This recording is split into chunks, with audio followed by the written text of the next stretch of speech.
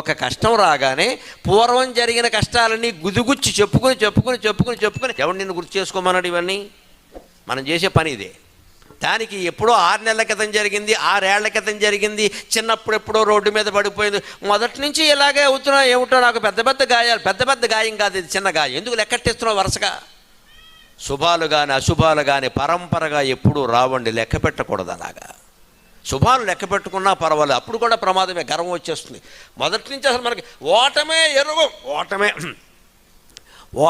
ఎరుగం అనుకున్న వాళ్ళు మొన్నటి ఎన్నికల్లో మొత్తం దెబ్బ అయ్యారండి చాలామంది. ఇక్కడ అసలు నేను ఎప్పుడు గెలవను అనుకున్నవాడిని గెలిపించారు, ఆ ఉదాహరణ కూడా ఉంది. అసలు మన మొహానికి ఎవడో ఓటు వేయడం అనుకున్నవాడికి బాగా ఓట్లేసి గెలిపించారు. వాడే ఆశ్చర్యపోయాడు, నాకు ఇన్ని ఓట్లు వచ్చేయండి అంతే. అది వాడి జాతకం, ఇది వీడి జాతకం, ఎవడో చెప్తాడు దానికి? అంత నిరాశ పనికిరాదు. అందుకే చెబుతున్నాడు ఇక్కడ స్పష్టంగా, కాస్త ఓపికగా ఆలోచించండి, అన్నీ బాగుంటాయి అన్నాడు.